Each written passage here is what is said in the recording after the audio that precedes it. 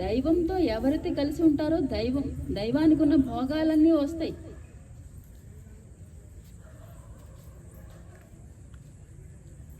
మనం సహజంగా అందరము కూడా సంపూర్ణ ఆరోగ్యవంతులం, సర్వ సంపదలు కలవాళ్ళం, సర్వ జ్ఞానము కలిగి ఉన్నవాళ్ళం. కానీ మనం అదంతా మర్చిపోయి మనకు మనమే కష్టాలు తెచ్చుకున్నాం.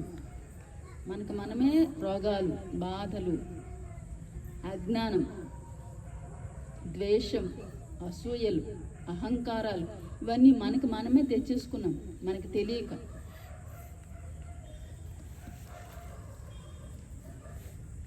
ఇవన్నీ వదిలించుకుంటే మనం స్వచ్ఛంగా తయారైతే, మనం ప్యూర్గా తయారైతే భోగాలన్నీ మనవే.